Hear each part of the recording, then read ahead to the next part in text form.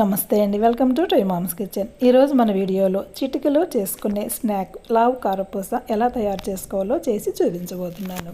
గుల్లగా ఉండి చాలా రుచిగా ఉంటుందండి. తయారు చేయడం కూడా చాలా తేలికగా చేసేయచ్చు. ఒక మిక్సింగ్ బౌల్లో ఒక గ్లాసు శనగపిండి, పావు గ్లాసు బియ్యం పిండి తీసుకోండి. కప్పుతో కానీ గ్లాసుతో కానీ కొలిచి తీసుకుంటే కొలతలు సరిగ్గా సరిపోతాయండి. ముందుగా ఈ శనగపిండిని జల్లించుకోవాలి. పిండి జల్లించడం వల్ల ఉండలు కట్టకుండా ఉంటుంది. ఇప్పుడు పిండిలో పావు స్పూన్ ఉప్పు, అర స్పూన్ వేయించిన వాము పొడి, అర స్పూన్ కారం, పావు స్పూన్ పసుపు వేసి ఇవన్నీ పిండిలో కలిసేలాగా చేతితో బాగా కలపండి. ఇప్పుడు కొద్ది కొద్దిగా నీళ్లు వేసుకుంటూ ముద్దలా అయ్యేంత వరకు కలపండి. ఒకేసారి వేస్తే పిండి పలచనవుతుందండి. చూసుకొని కొద్ది కొద్దిగా వేసుకుంటూ కలుపుకోవాలి.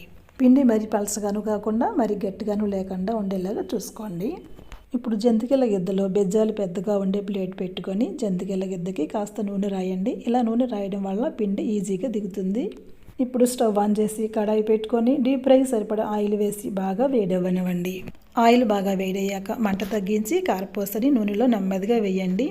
ఇలా మంట తగ్గించి వేయడం వల్ల చేతికి వేడి తగలకుండా ఉంటుంది. ఫ్లేమ్ని హై ఫ్లేమ్లోకి మీడియం ఫ్లేమ్లోకి మార్చుకుంటూ వేయించండి. నురగ తగ్గిపోయింది అంటే కారపూస బాగా వేగిందని అర్థం. రెండో వైపు కూడా తిప్పి రెండు పక్కల బాగా వేయించి తీసుకోండి. ఈ కారపూస వేగడానికి ఎక్కువ టైం పట్టదండి, చాలా తొందరగా వేగిపోతుంది. నురగ తగ్గిపోయింది అంటే వేగిందని అర్థం చేసుకొని వెంటనే తీసేయాలి, లేదంటే మాడిపోయినట్లు అవుతుంది. చూశారు కదండి, చాలా సింపుల్గా కారపూస రెడీ అయిపోయింది. ఎక్కువ మొత్తంలో చేసుకొని కూడా నిల్వ చేసుకోవచ్చండి. 15 నుంచి 20 రోజుల వరకు తాజాగా నిల్వ ఉంటాయి. గుప్పిడి కరివేపాకు కూడా ఇలా వేయించి తీసుకుంటే మధ్య మధ్యలో కరివేపాకు తగులుతూ రుచిగా చాలా బాగుంటుంది. చూసారు కదండి, చాలా తేలికగా తినే కొద్దీ తినాలనిపించే లావు కారపూస రెడీ అయిపోయింది. నచ్చితే మీరు కూడా ట్రై చేయండి.